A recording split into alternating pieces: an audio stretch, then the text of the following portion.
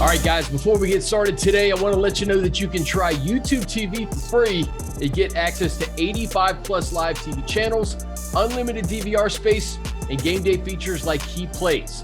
Just be sure to record the game and then use the Key Plays view right in the YouTube TV app to catch up on all the highlights you may have missed. Plus, you can cancel at any time with no hidden fees.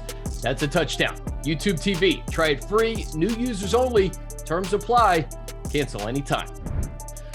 What's up, guys? Welcome into a brand new episode of Chargers Weekly, powered by YouTube TV. As always, joined by Matt Money Smith. And Money, I feel like every single week we've done this during the offseason, there's been some huge, gigantic news, whether it's Chargers news or AFC West related news. This week, we were able to kind of take a little bit of a breath and answer some fan questions. So I put this out on Twitter this morning and got a ton of responses. So I'm excited to answer some fan questions with you today. Yeah, as am I. You know what? It makes the show prep a little bit easier on us, right? All we do is get some questions. Although, you know, I guess they could jump me if they want. You did not share with me what questions you plucked from your Twitter feed. So I will certainly have to be on my toes here as I'm getting ready for the draft in about a month. No question. Well, I'm going to try to get to all of them because I want to shout everybody out, man. We have so many people that listen to the pod and we're so appreciative. Some are duplicates, so we'll get to those in a bit, but let's just start right off the rip here. Money, your rankings of the AFC West currently, and if you're too biased, which free agent do you think will contribute to the most to the culture that Stanley is building? Look, I think it's crazy to it's just hard to project because so much has changed. You know, how much, and that's such a stupid thing to say. It's so obvious, but it's just like, it's a brand new head coach. How much is the defense going to fall off without Vic Fangio? Because it's going to. How much is the offense going to take a jump with Russell Wilson? Because it's going to. You know, with Derek Carr, is Davante Adams enough to overcome what I still think is a super suspect offensive line? You know, so, but at the same time, then you look at that trio of receivers, take your pick, man. You got Davante Adams, Darren Waller, and Hunter Renfrow. That is a nightmare to deal with. You know, they add Chandler Jones. I think that's an upgrade on Yannick Ngakoue, who had a huge impact last year. And obviously, I think the Chiefs are going to take a step back. I just do. We have been on way too many of these road trips to Kansas City, Chris, where we're sitting in snack or the meal room and we're talking to assistant coaches. And you can just see it on their face. And yes, Pat Mahomes is a nightmare and Travis Kelce is a headache. But you want to talk about the guy that kept them up and freaked them out going into Chiefs week? It's Tyreek Hill.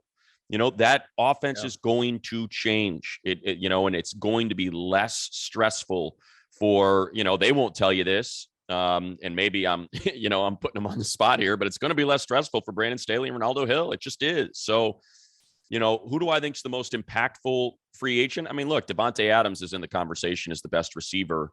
You know, if we're only talking about free agency, if we're talking about trades, then obviously you bring, you know, Khalil Mack and Russell Wilson into the mix. Like if we're talking about all the moves, Russell Wilson. You know, I mean, that's a stacked Denver offense. That pass catching group, man, they're a headache. You know, they are an absolute headache. Cortland Sutton's one of the most underrated receivers in the league. I think Jerry Jeudy with a competent quarterback. You know, I remember what Jerry Jeudy looked like in college, man, and it was impressive. That dude can run routes. He is exceptional after the catch. So that's obviously your number one free agent move or trade or offseason move, if that's how you want to label it. To me, Khalil Mack is right behind it. You know, to me, Davante Adams and Khalil Mack are like 2A and 2B, just because, you know, Derek Carr has always had issues pushing the ball downfield, holding the ball, allowing plays to develop. You know, that was always John Gruden and Mike Mayock's sort of, you know, issue with him is let the play develop. Let's take some shots. And he finally started doing that last year. And you saw that offense take that next step. And I think by having someone he has implicit trust with in Davante Adams, that very well may allow that offense to take another step. So if I got to rank them, one, Russell Wilson, I'm doing a tie for second with Khalil Mack and Davante Adams. And we've talked about Khalil and how much I think he's going to impact this Chargers defense, you know, and the inability to double team both of those guys. You're going to have to pick your poison between Bosa and Mack. And this is going to be exceptional to see on those edges. Yeah, and I would just add, Grizz James asked the free agent that the Chargers will have the most impact in the building with Staley and the culture he wants to build, and it's Khalil Mack. I mean, it's a guy who's been with Brandon Staley before, and I think he's just going to set the tone across that defensive line and the defense in general. And, as far as ranking the AFC West right now, you can't do it, but you can't take the Chiefs away because they've been in the AFC Championship game every single year. So until somebody beats the Chiefs are number one. And that was what was so maddening about last season is the Chiefs stumbled. They stumbled. The Chargers got them early. Yeah. And neither the Raiders or Chargers were able to put them away. And it's maddening. Last year was that year to do that. And then when you look down the table or the fixtures and you see loss to the Broncos, loss to the Texans, it just makes you, say, gosh, that was such a window for them to take advantage of. And unable to do it. And I just quickly would add, we'll get to JC Jackson. I'm sure we're gonna get to a question in there about him. Go ahead. Well. Go ahead, JC. Well, look, I think, because Khalil Mack's a former defensive player of the year, we've talked about this repeatedly. The Chargers need corners. They have not, look, Casey was really good. Mike Davis has been good. They're not JC Jackson. They're not great. They have not been great corners in a season. JC Jackson has been exceptional. He's been in the conversation as the best corner in the league. That is going to change so much. Again, when you're talking about a guy that you want to lock up Devontae Adams one week, you want to lock up Cortland Sutton the next, like they now have that guy. So that can't be minimized either, because look, there's a reason why these wide receivers are getting paid so much money, because when the chips are down and a play needs to be made, they make the play. Yeah. So now that you have the person that can counter that, now they may have to go to secondary or tertiary pass catching options.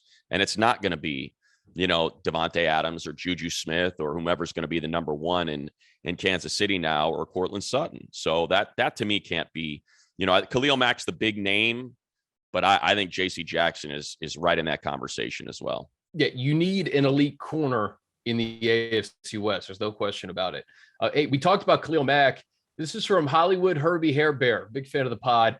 Has Money decided on his Mack sack call? Is he waiting for it to come naturally? We've got the Bosa bomb, Bosa bolt. How excited is he to call Bosa and Mack sacks when they're both on the field together? Yeah, obviously he's been in the league for a while, so it's not something I get to introduce. The obviously is, it's a Mack attack. It's a Mack attack, a Mack truck. Yeah, exactly. It's I'm still working through it. I'm wondering if, like, instead of sack attack, if sack a Mack works, it's a sack a Mack. Or a Mack a sack. It's I think that's kind of what I've been working through. I got to reach out to my guy, Jeff Joniak, who I just spent some time with when we were in Indy at the combine, the play-by-play guy for the Bears, and find out what his call was. And plus I know Greg Papa as well, and he was in Oakland doing play-by-play. So I got to find out what they did, make sure I don't, kind of take, but I'm guessing. Yeah. An adaptation, Exactly. I'm guessing theirs was a Mack attack. It seems to be easy. You like rhyming, you like alliteration, Mac mauling. It's Mac, so I'll work through it. But that's a great question, because as soon as they traded for him, I started thinking about that. You know what? It may come naturally. If Bosa and Mac both hit the quarterback at the same time, who knows what's going to come out of your mouth? Yeah, it started as a Bosa bomb, and then it just kind of, I don't know, it just evolved into a Bosa bolt. Made more sense, obviously. So. All right, Christian Herrera asks, the one position the Chargers should look into that nobody is mentioning, Money. Returner. Nobody's talking about returner. Look at the difference that it made, when they found a competent returner, not just a competent returner, but a Pro Bowl level returner. So, like, to me, that's something they got to figure out. I don't think that player's on the roster right now. So that's that again, like, you can't minimize how much different this team looked when they had someone they had confidence in to return kicks and to return punts, and just how many games, opening kickoff, first punt on after a 3-and-out. Like, it seemed like every single game you had an impact. So like, to me, that's something they got to figure out. Griffin and Cedric, just to piggyback, asked who the next kick returner should be. Andre Roberts obviously did a fantastic job. I'd love to see him back. I know he's old. I'd love to see him back too. But obviously critical fumble in the Raider game. It's unfortunate that's the last thing we think about with him. But prior to that, man, the week before he had a kickoff return for a touchdown. Exactly. So like, I don't know why you just don't bring that guy back. And then whenever we would talk to Coach Staley about him, he said, remember, it's not and Tom Telesco said this as well. He goes, with Andre, it wasn't just the on-field production. Like, it changed the room, the special teams room. When Andre Roberts showed up. So I think that's something to think about too. Just professionalism, confidence, a guy that they saw do it. I'm pulling up his numbers right now. Yeah. I mean, look, his long kickoff return was 101 yards. He had a touchdown. He averaged 33 yards per return. He had some huge returns that really set the Chargers up in great field position. Yeah. So I think to me, that's fine. Now, if they think they can find someone in the draft that's capable of doing it, electric with speed, there's a million of those guys. No, I shouldn't say there's a million of those guys. There are a number of players that you pick up in the mid to late rounds that make their bones on special teams, and there are wide receivers that aren't going to be drafted early, that are drafted later, that are better returners than they are receivers. And you can find value there. But I have no issue with Andre Roberts coming back. I can't think of anybody else on the right. You look, Nas Adderley looked good doing it when Coach Lynn put him back there a couple of years ago. Remember, he did that late, and Nas had a couple nice kickoff returns. But if he's going to be your starting free, you don't want to deal with that. Yeah. Could you provide some insights on Ryan Thicken's personnel philosophies and what he's hoping to bring to the team? This is from Jeff. Jeff, I would probably suggest you listen to Ryan's interview with Haley. They sat down about a month ago. And the fact that Ryan Thicken was with the Vikings money for 15 seasons, having a true proven track record of success with guys like Cordell Patterson and just being in that NFC North for as long as he has. I know Coach Staley did his due diligence and is excited what Thicken's going to bring. Yeah, look, I think there's a couple things with special teams coaches, right? The most important of which is a developer of talent, because, you're essentially handed a young, raw, fringe of the roster group of players that you have to galvanize and develop and mold into NFL players. And outside of their performance on your special teams, they're not doing a lot out there because they're not quite at the level, I hate to say it, but talent wise, they're not at the level to earn reps. They're not rotational players. So many of them, you have your core 4 guys that play on all special teams and do get some run, in on offense or defense, whichever side of the ball they're on. But for the most part, you're talking about a collection of players that are from, number 37 to 45 that's out there, players that you don't really know. So it's so important for a special teams coach to be an exceptional communicator. Whatever his philosophy is and his assignments are, they're easy to digest because so many of these players are in the infancy of their NFL careers. So I think when it comes to special teams philosophy, I don't think it's really so much a philosophy as it is a communicator and a developer of talent. We know what special teams philosophy is. You are assigned your lane. Don't screw that up. Stay there, contain, beat your one-on-one block and make the tackle, when it comes to cover. When it comes to return, you're assigned your lane. You know what the blocking scheme is. Win your one-on-one and let's get our sets, bust a return. So, I think that's something to remember, and that's one of the reasons why special teams coaches are often mentioned as really good head coaching candidates, because that's what they touch do. All 3 phases. Yeah. They touch everyone. They're talking to defense, they're talking to offense, and they're developing young talent and helping your roster out from the back end and molding some of these players into full-time, either offense or defensive rotation players from just special teamers. And I think he has a lot to build on. If you just look at the back half of the Chargers season on special teams, obviously Andre Roberts and Hopkins really boosted them in the kicking game and the return game. But there were so many young dudes that were rookies and guys playing for the very first time that will have a year under their belt with Coach Thicken in 2022. Yeah. Money, why do teams carry over salary cap money from year to year instead of spending it? I understand the need to have salary money for during the season, but last year the Chargers carried over quite a bit more. Bob Middleton, and I'll just say you can carry over money, and I believe the rollover was like $9 million approximately for the Chargers. So I don't think we have enough time to break down the salary cap on this podcast, but every team does approach it differently. But the rollover, I think, for the Chargers was $9 million, which they were able to capitalize on. Yeah, look, I think it depends on what's down the road. Don't think of the salary cap as hey, this is our salary cap for 2021. No, you have to think about what the salary cap is for 2021. And if you're redoing deals, and I guess that's the trick, right? And that's the thing that I think fans struggle with. Because you can, unlike other leagues, you can't do it in baseball, you can't do it in hockey, you can't do it in basketball. You can't tear up a contract that is already in existence and redo it. You can't do that. In the NFL, you can. So there are teams that will spend right up to the cap, and the following year, they're just going to restructure deals, and they're going to convert salary to signing bonus and add on a year or whatever, however they want to structure that to create the cap room.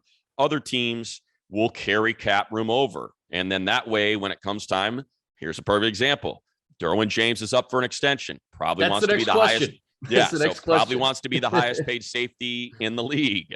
So that's something you've got to prepare for, and you want to have that cap available, because he's probably going to want to have a deal in place before training camp starts, considering he played essentially a full season last year and played it at an incredibly high level. Yeah, and Fran asked, what do you think about Derwin's extension? I think that the Chargers value Derwin James very, very, very much, and I'm confident. I'm sure a deal will get done at some point.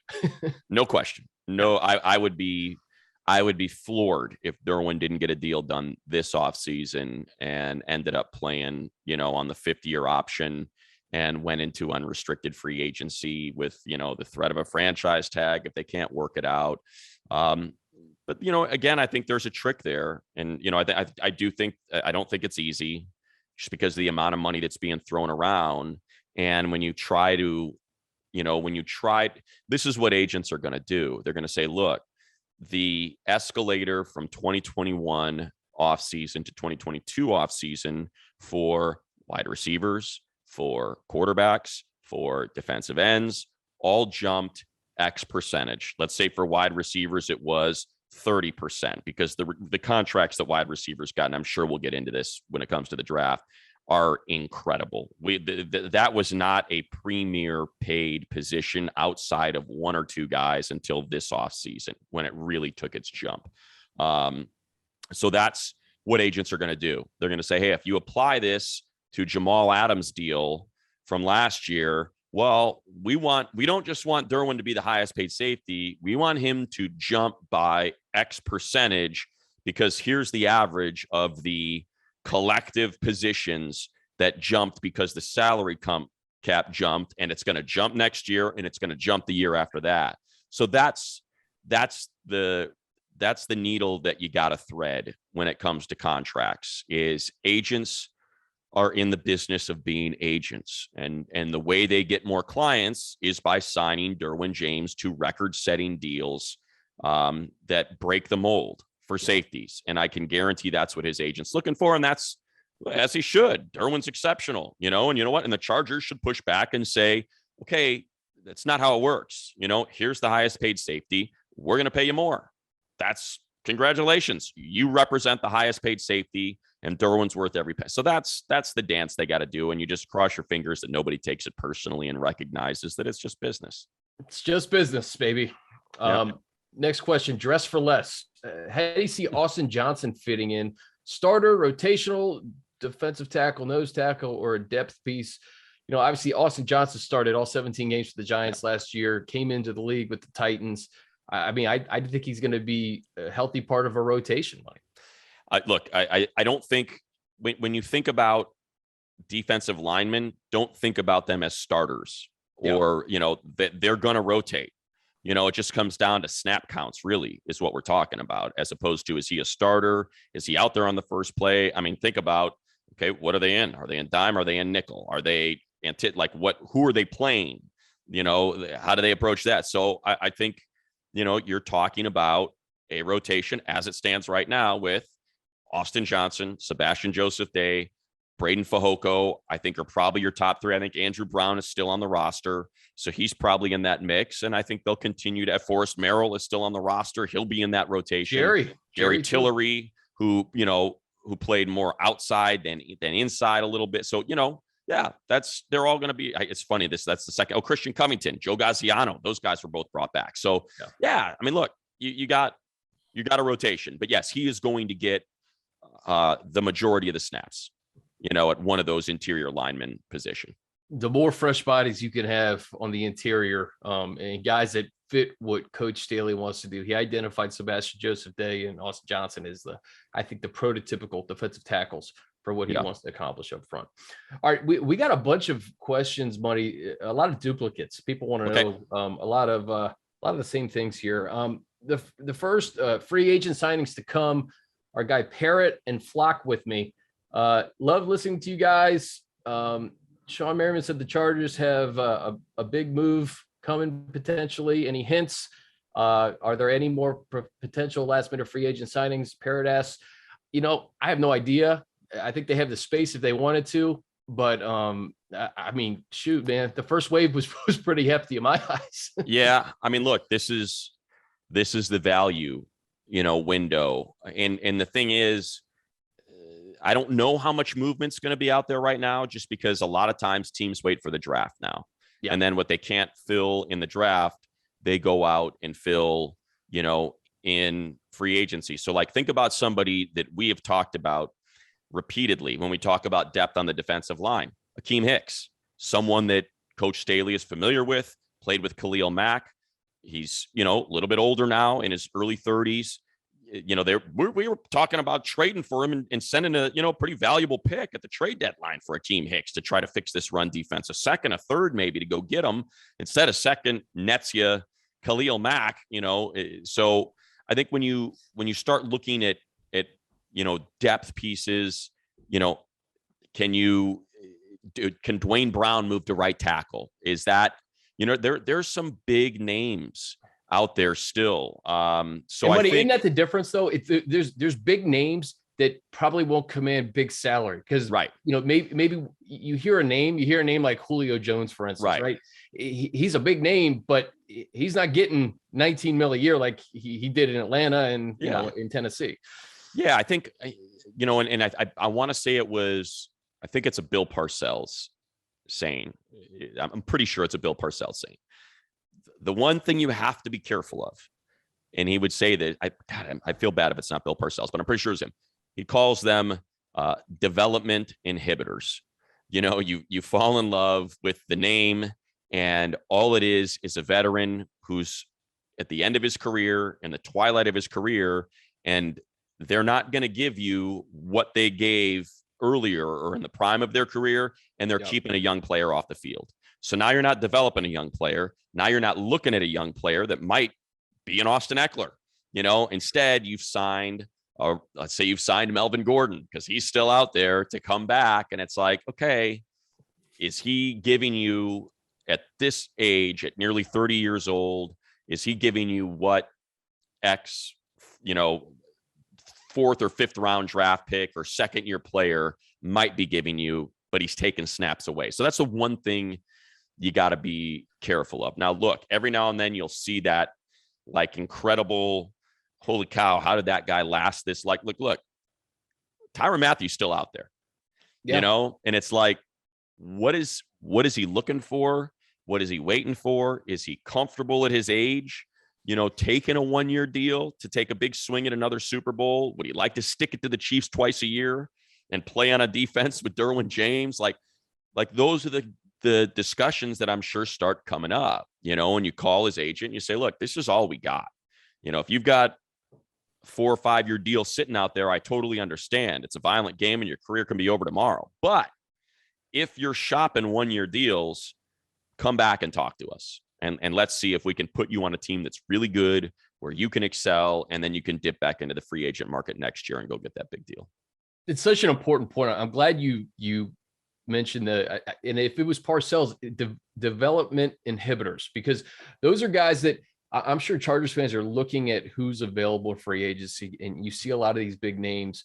But just remember, there's guys on this roster now that are entering their second year or will be rookies here in a couple of months with the team that can contribute. And I use Derwen James as an example. He was a first-team All-Pro. At this time in 2018, we had zero clue that Derwen James was going to be a Charger, impact the defense the way he did en route to a 12-4 season and a win in the playoffs. So they're going to be guys that the Chargers draft or guys who they drafted last year who are going to have an impact. And if you bring in a big name veteran in name only, kind of in the twilight of his career, perhaps that stunts the growth of some of these guys. Yeah. I mean, look, again, there's a ton of players. There's a ton of players out there. I mean, Riley Reif is still out there, isn't he? I'm pretty sure he's still out there. Could be.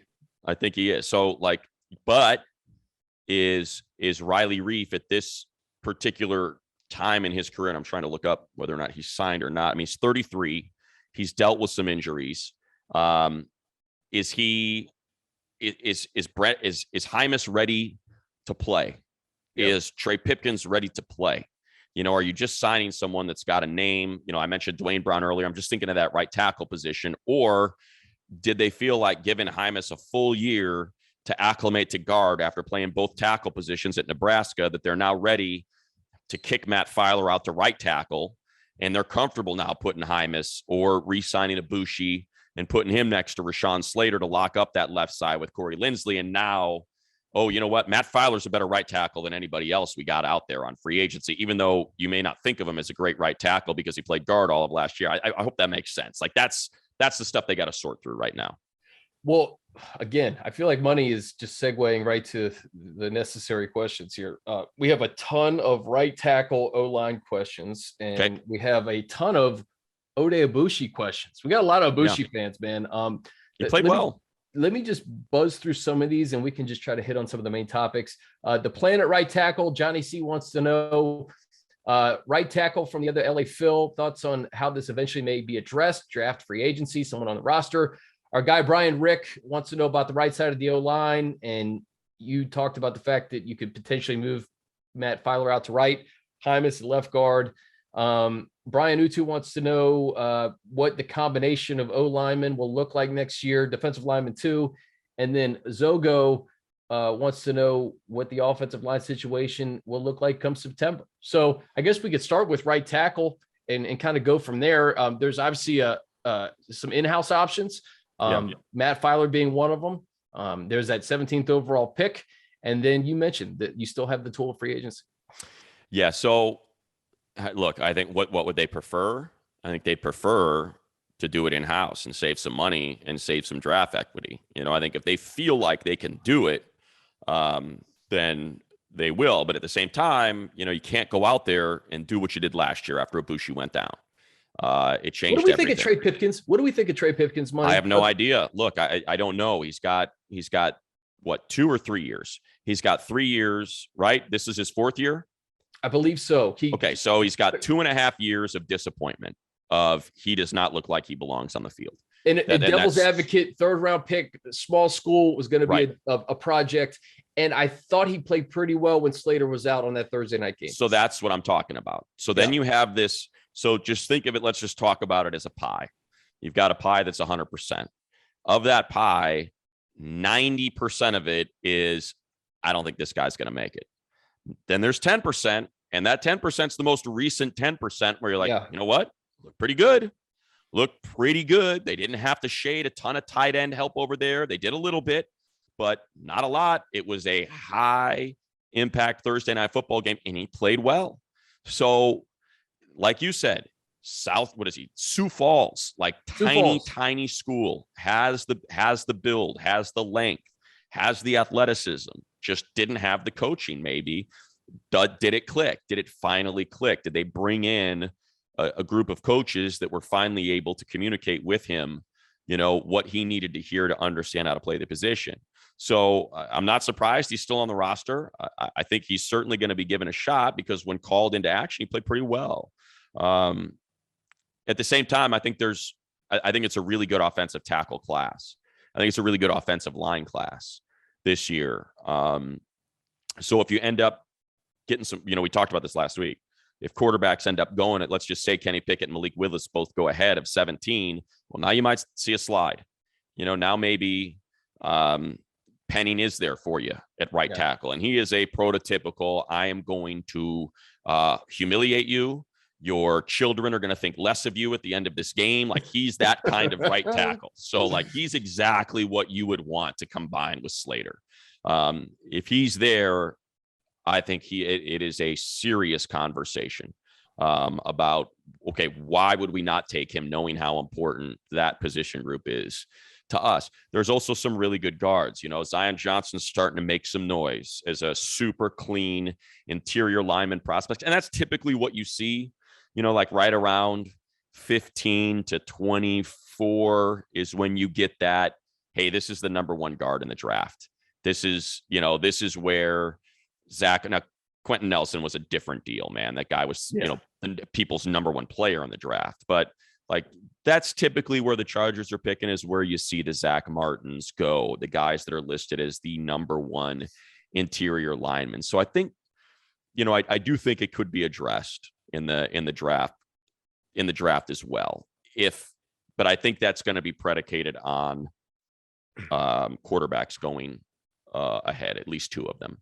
And I think we know this. We know left tackle is going to be Rashawn Slater. We know Corey Linsley is going to be the center. Right. Will Matt Filer go from left guard to the right side? Remains to be seen. Right. Filer's going to be on the field. And I would like to bring Ibushi back 100%. I thought he played fantastic last year. Andres, Beckham Browning, Jeff Boltz all asking about Ibushi and, wanting to bring him back. I thought he was really solid when he was on the field. Hymus is another guy that a lot of fans are talking about and want to see what he's capable of. And, we didn't see him on the field during the regular season. It was just that you remember that first game against the Rams, that small little sample size with him and Slater looked pretty good, realizing that it's preseason. But is he a guy that you can potentially count on? And, you talked about in-house options. He could be one of them. Look, I thought in the preseason, he looked better than Balaga. That's not me saying that because Brian's no longer with the team. I just thought he did. We knew that Brian wasn't right. We knew it. You could see it, in training camp and in preseason. It was like, hey, guy's still not right. And Hymus, I thought, played much better than he did in the preseason. And that's when we got a little bit excited about it. Like, oh, wow. Okay. In-house option. There's your right tackle. Way to go, Tom Telesco, JoJo and your staff, kicking tail and getting a guy in the fourth round, that had an exceptional career at Nebraska, never missed a snap, played both tackle spots. And then we never saw him again. So, hopefully what we saw in that preseason last year is also, because you're going to need depth. We know that, right? I mean, Storm Norton was out there, had to sign Michael Schofield when Ibushi went down. Like, Trey Pipkins had to play left tackle in one game. Like, we know that it's going to happen. So like, that's something to also remember. It's not just about who's starting. It's like, hey, what's your depth look like? Because it's going to come into play. Yeah, we're in this in-between phase of that first and second wave of free agency and the draft, and we'll know a heck of a lot more in a month as to what that offensive line is truly going to look like in 2022. All right, guys, a quick break to let you know that you can try YouTube TV for free and get access to 85 plus live TV channels, unlimited DVR space, and game day features like Key Plays. Just be sure to record the game and then use the Key Plays view right in the YouTube TV app. Catch up on all the highlights you may have missed. Plus, you can cancel at any time with no hidden fees. That's a touchdown. YouTube TV. Try it free. New users only. Terms apply. Cancel anytime. Money, we've talked about this, I think, almost every week. The running back 2 spot. We have 3 questions. Miguel, JMO, Jermaine all want to talk about coach's comments yesterday, I believe, saying that they may look to the draft for that running back 2. And basically, who could that guy be? 3 different questions about the running back 2. I think coach did also mention, like, if it's a free agent, I think that's the type of position he said you can kind of onboard late and still get that production. But I wonder, without that second round pick, I guess you're looking to the third, or maybe you trade back and get, accumulate some picks, maybe get a second round back, and maybe that's the time you try to get a running back. My interpretation of that is that you're talking about a day 3 pick, that the way that it was, and I think we've seen that. Look, we've seen day 3 picks, have great impact. And again, we've seen day 2 picks, when you look at Edwards-Helaire, that was just such a perfect fit for kind of the way the Chiefs play. And go like 32 that year. He was as the last pick in the first round. Yeah. Whether or not Breece Hall, that's the one that I think could probably, if you have a team at the back end of the first round that feels like, hey, this guy's gonna start. He's a 3-down back. He's great in pass pro. It's better than, he is, even though it's not a premium position per se, he's more talented than anyone else at these other positions since, 31 players have gone before him or whatever it may be, 30 or 29. So that's the one. Seems like Kenneth Walker. I don't know if I could see him going in the first. I love the way Kenneth Walker runs. I'm a big fan, but he's going to end up going in the second round. And then it just becomes, which one of these later round picks pops, because it's going to happen. There's always one or two.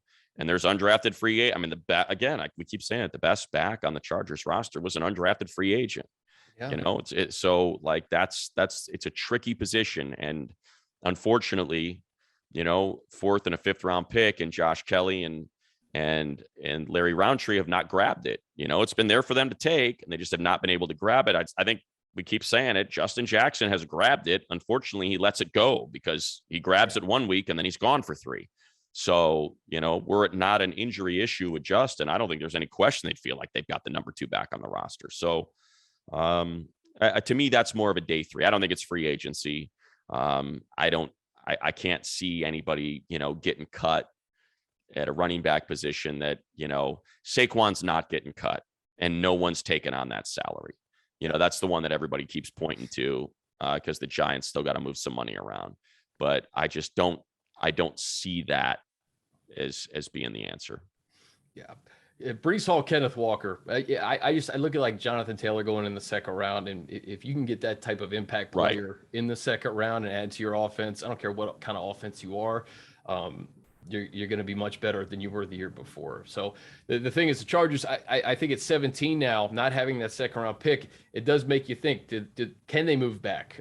Do they see a couple of guys that they can identify maybe late in the first and then another second where they can, so I'm going through and I'm trying to, just because there's so many of them and I've been just doing so much. I just did wide receivers. So I haven't really looked at running backs recently, but like, Brian Robinson is a perfect example of a day 3 guy, right? When you think about what Austin Eckler is and what you want to bring into the room, I mean, you're talking about 6'2", 230 thumper for Alabama, but also has some explosiveness, has some suddenness in him. So that's, Zamir White, 6 foot 220 out of Georgia. Like those are the guys, like to me, I would really like to see him get a big back, a big, angry, physical you've been saying back. Yeah. Like that to me is, I want to see complementary, not just complementary football, but complementary position groups, where we know how good Austin is and what a threat he is in the pass catching game. But man,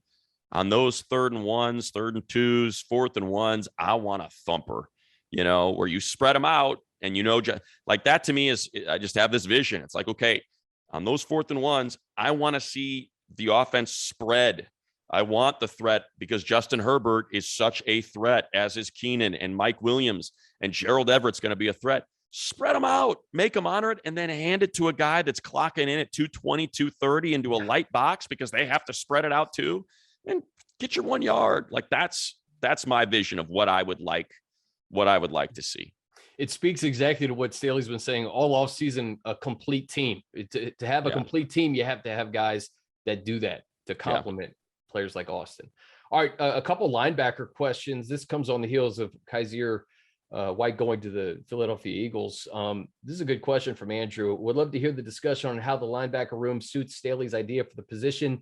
where each have their strengths relative to what the defense requires in sub packages. And then what are your thoughts on the linebacker group as a whole? That comes from Los 626.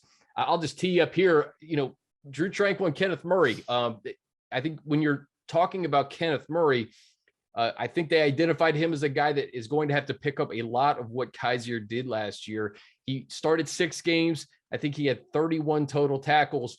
They're going to have to see that production really, really skyrocket, and then identify a couple other guys who can really join that linebacking group. Yeah. So, to me, if I'm ranking it, I think Tranquill's an exceptional player. I think he is I think in terms of linebackers across the league, he's in a conversation of he's one of the better ones. I think there is a decided difference in the Chargers defense when he's on the field. I don't know. He didn't even start the year, which is crazy, So like, I'm a huge Drew Tranquill guy. You're right. Kenneth's got to figure it out. We know it's in there. We saw it at Oklahoma. We see the athleticism. We see it in testing, whether it's injury, which I know he's been banged up, but he's got to take a step. He just has to, far too often, those run fits just weren't there, and it led to big plays. And it's just, it's a beat. It's not necessarily about how fast you can run or how much ground you can cover. You got to be able to diagnose, identify, attack. And I think that's what he's got to kind of develop. And once he does, look out, because he's got everything else. That's for sure. The one name that I don't think anybody brings up enough, and it's because he got hurt, but it's Amon. Yeah. Like, to me, Amon's next in line. Like, Amon's, and I think that's a big reason why they were comfortable letting Kaiser go. Look, that position in this style of defense is always going to pile up a ton of tackles. It's just the way the defense is designed. You have a too high shell. You're keeping everything in front of you. You've got guys firing off the edges, in Bosa and Mack, and you're going to get those short gains. So you're going to have a lot of tackles in that intermediate range. And that's how you end up with 140 of them for linebackers. It's just the way the defense is set up. So I think people got attached to the stats for Kaiser. And I'm not taking anything away from him. I just think the way that Brandon Staley looks at it is, that's what a linebacker should be able to do. Any linebacker should be able to do that in this defense because of how it's aligned. That's where the tackles have to be made. And look, Kaiser made them. So, like, to me, Amon's the guy that I think ends up sliding in there for Kaiser. And again, another great job by the front office, identifying a guy that was undrafted and is, I think, in line to challenge for some pretty good chunk of snaps every game. Kenneth had over 100 tackles his rookie year too. So, I mean, we saw those flashes his rookie season, and I know he had some tough luck with injuries. Yeah. So he was hoping year 3, you can really get comfortable in this Brandon Staley defense. And just one more thing on Kaiser White, he gets to go home. I think he was born like 90 miles from Philadelphia, and I'm really happy for him. He had a really good year. He put on some weight, and he really hit the ground running in this Staley defense. And Brandon Staley was very complimentary of him after the fact, going to Philadelphia, that this is just a tough side of the business where you can't pay everybody. And, the Eagles going to get a good linebacker now. Yeah, look, and I think for people that say, it was only $5 million, whatever. Yeah, it's $5 million. You got to sign Derwen. It's a lot of, it's a lot of money right now, right? It's a lot of money right now. It's not about it's a 1-year deal. It's $5 million off your cap in 2022. And as they're trying to put this puzzle together, I think what is Khalil's number this year? I think it's 8 million, the way they structured the deal. So just think about that. That it's not about how much they gave him for the 1 year. It's about what it does to impact the cap this particular year with the business they feel like they still got to get done. Yeah, you got to fill out your roster with draft picks and guys on the back end too to really field that complete team that Staley wants.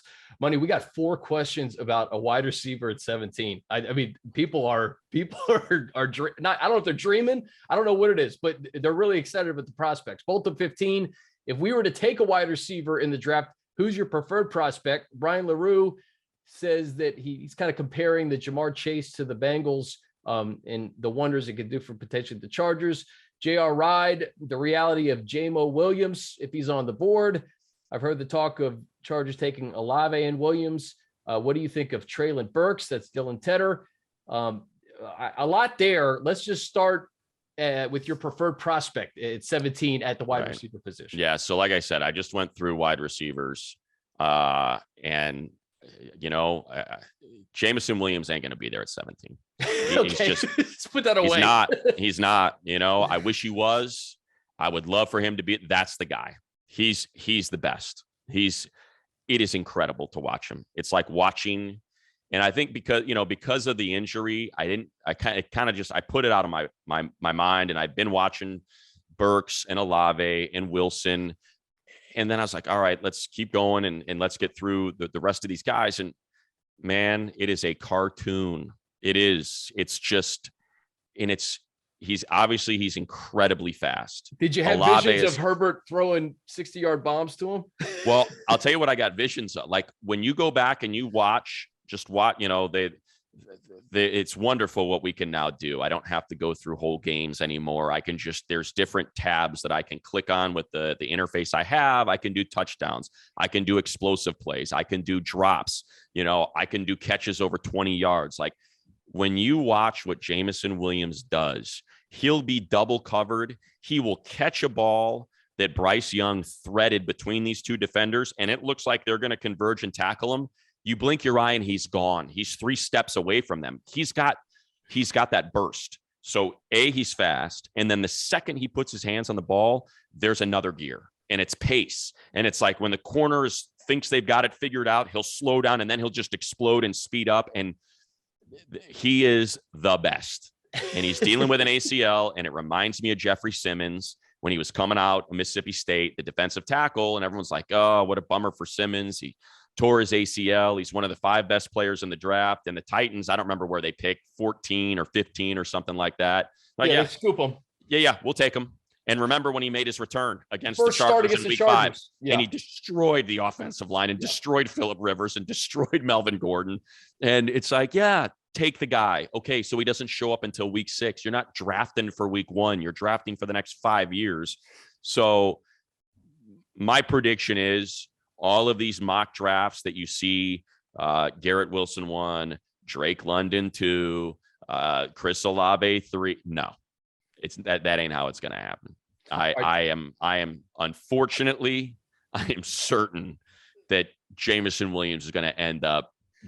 He's going to end up. If he's not, I'm going to listen. It's bad form, but I've done it before. What are you going to do? I'll be right here. Pop, pop, pop, pop, pop, pop, pop. You better take him. You better take him. You better take. I will pepper those people. I will be peppering them if he's sitting there at 17, letting them know. Now, thankfully for Charger fans, I won't give any hints, but thankfully they have not listened to me in the past because things would have been considerably different if they had on a couple different occasions. But yes, you crushed J-Ride 196 his hopes of having Jamison Williams on the board at 17. Who would be your preferred prospect if it lines up the way you think it is and Jamison Williams is not there?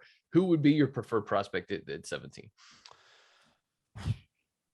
Look, I think there's so many good defensive players in this draft. There's and again, we're doing this and Stingley has not done his pro day yet. So if you get medical in there and the doctors go in and check him out and they feel like, yeah, this guy's had some nagging injuries these last 2 years, but he looks right now. I think that's got to be a serious consideration because he was electric at corner his freshman year. I mean, he looked like he was tracking to be the number 1 overall pick. That's how good he had played. So, between him and McDuffie, Sauce Gardner's going in the top 5. Here's something that's interesting that's starting to make the rounds. And that could be a Kyle Hamilton slide. So I thought Kyle Hamilton was going to be picked in the first 3 picks. Like I was like, I could see Detroit taking him at 2. I could see Houston taking him at 3. And for people who don't know who he is, he's a safety out of Notre Dame. He is gigantic. He is 6'4", 220 pounds. And his testing was not good. He ran a 4.59 at the combine and then ran a 4.70 at his pro day. But just watch Notre Dame football. Like you will pick, when you watch them play defense, you'll find him immediately. Like he is everywhere. So like if he slides and you start thinking about these hybrid defenses, you put him and Derwen on the field at the same time, holy hell. Like that's another one that's intriguing. You know, what are teams going to do with Jordan Davis? You know, coming out of the combine, it was like, he ain't going to be there at 17, and he still might not be there. But at the same time, if they believe that he is too much of a 2-down player, that for whatever reason, he just doesn't have the stamina to be out there for 40 snaps, and he's only going to give you 25, then does he slide to 17? I already talked about Trevor Penning. I don't think any of the others. I don't think, you know, obviously Icky and Neal, Cross, they're not going to make their way down. Penning might. So that's a possibility. We talked about the wide receivers. I'd love it if Jamison Williams was there. I don't think he's going to be. I don't think Garrett Wilson is going to be. And that's the other thing, too, of how things change, right?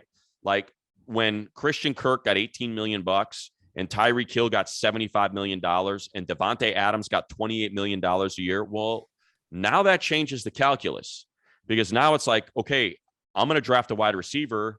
So I get 4 years plus 1 if it's a first rounder. So I get 5 years of cost control at a position that's now, if you're Christian Kirk, you're making $18 million a year. Like, that's good for him. That's crazy. Yeah. So like, that's now something that you have to put into your formula. Like, am I better off drafting a wide receiver here instead of an interior lineman, knowing what we just paid Corey Linsley compared to what they just played Devontae Adams? Like, that's now got to come into the conversation of, you know, how much are these guys making in free agency versus having them on a rookie deal and being able to control that number. And look, Jamar Chase, what's he worth? He's a second-year player. If he were on the open market right now, he's getting $25 million a year. He's going to make $4 million next year. You know, so it's like, that's what now comes into play as well.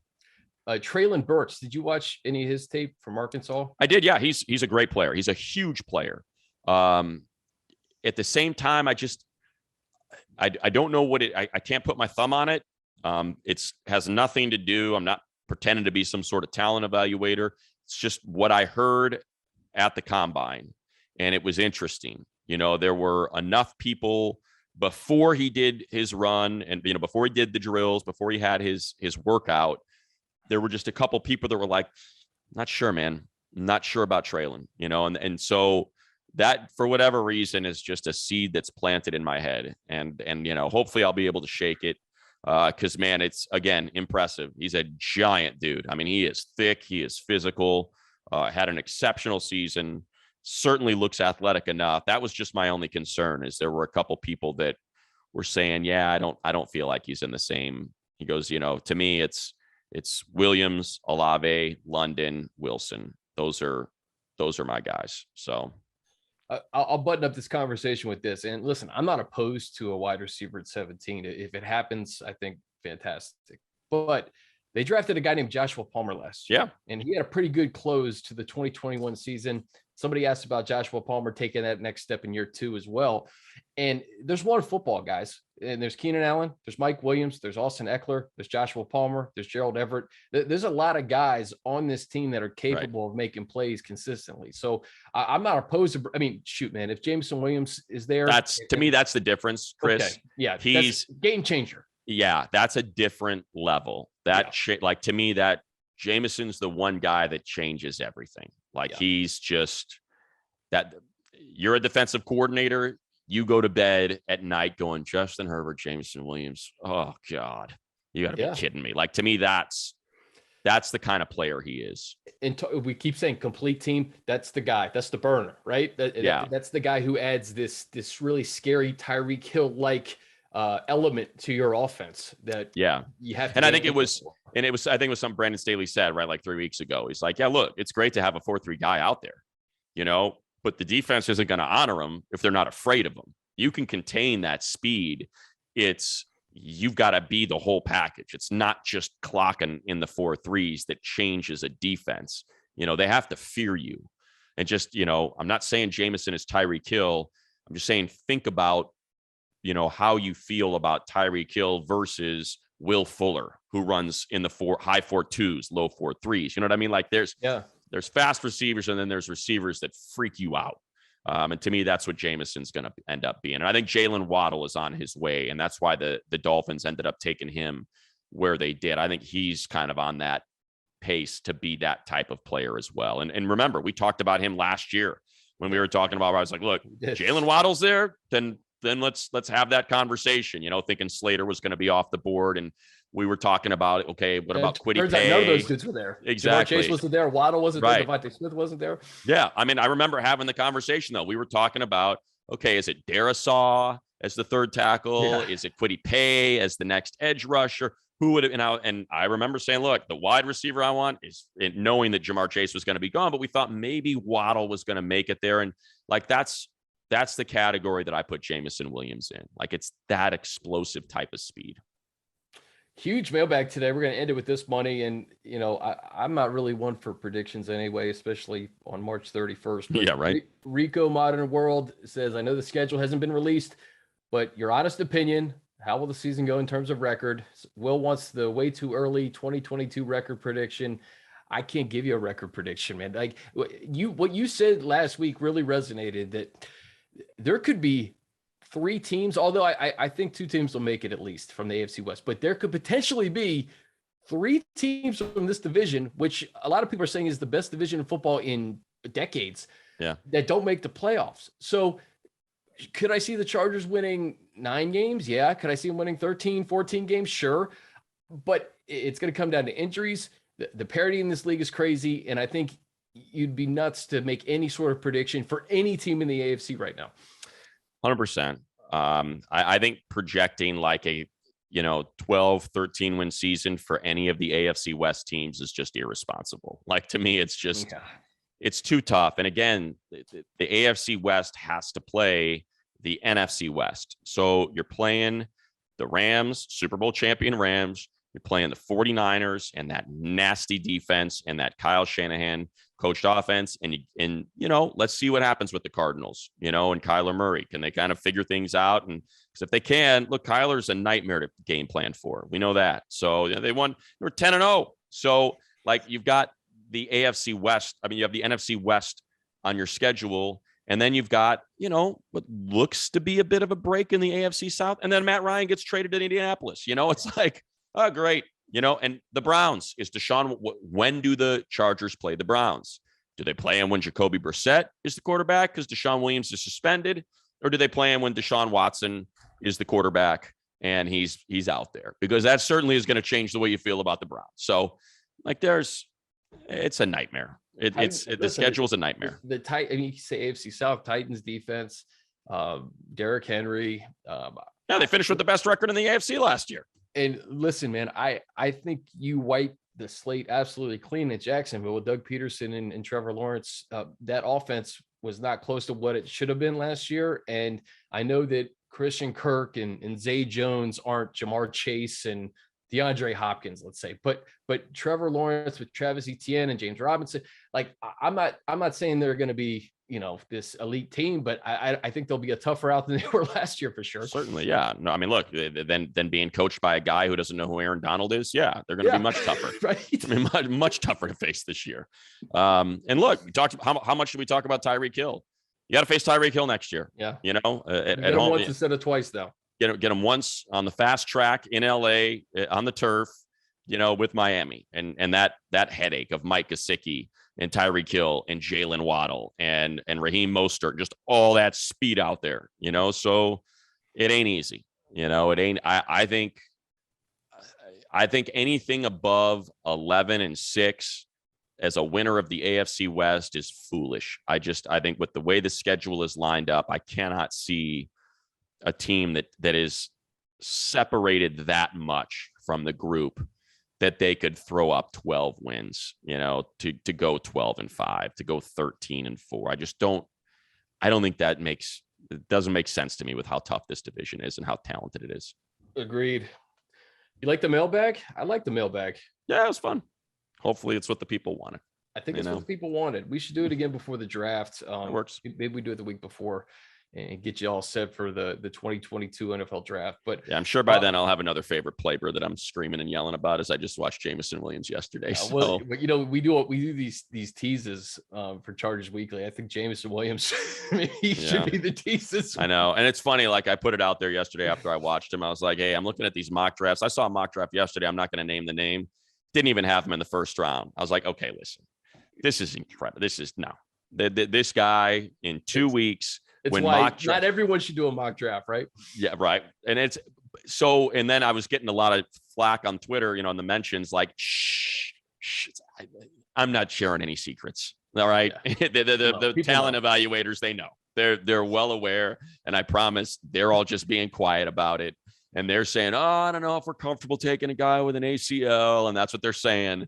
And then the second pick 6 or 7 or whatever comes up, it's like, beep, yep. Yeah, we're taking the guy with the ACL. Don't care. Yep. Don't care. In case you guys didn't remember last year and every year before that, this is misinformation season too. 100%. Like these next 4 weeks, everything you hear, the opposite will probably happen on draft day. So yeah. Keep that 100%. In the back of your mind. All right, guys, that's going to do it for us. For Matt Money Smith, I'm Chris Hayre. This has been Chargers Weekly, powered by YouTube TV.